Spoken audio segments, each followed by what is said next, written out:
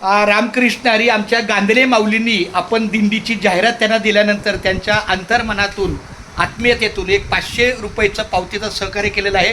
ते पावती घेत नव्हते, पण म्हणलं आपलं धर्म आहे. तुका म्हणे सत्य कर्मा व्हावे सहाय्य. सत्य कर्माला नेहमी भगवंताचा आधार असतो. असाध्य ते साध्य करिता सायास कारण अभ्यास तुका म्हणे. अशा पद्धतीनं आपल्या या पावतीच्या स्वरूपात त्यांचं यथाशक्ती काय असेल दिंडीच्या दिवशी देतील तो त्यांचा मोठेपणा, पण आता जो जे काय प्राप्त झालं त्यांना पावतीच्या स्वरूपात खूप धन्यवाद आहे. माऊली रामकृष्ण हरी. रामकृष्ण हरी. खूप धन्यवाद. रामकृष्ण हरी. काय तुमच्या मुखातनं काय 2 शब्द बोलायचे का? जरा बोला, बरं वाटतं. तुमच्या मुखातला आवाज पण मला ऐकू द्या. गांधले माऊलींचा आवाज मला 2 शब्दात ऐकायचा आहे.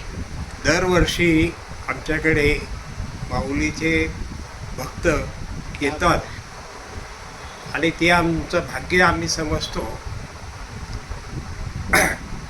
हाच देवाचा आशीर्वाद आहे आम्हाला असं समजून आम्ही चालतो. खूप चांगले, हे खूप चांगले आहे. बघा, वाशीच्या या पुण्यनगरीमध्ये अनेक हुंबरे आहेत, पण तुमचंच हुंबरं भाग्यवान काय?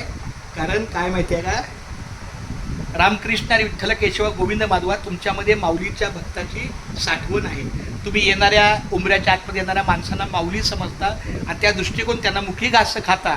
करावा विचार कशासाठी मी हे अन्न सेवनार, माझ्या हातून घडू दे शुभक्त सेवा, म्हणूनच मिळवी शक्तिमुक्ती देवा.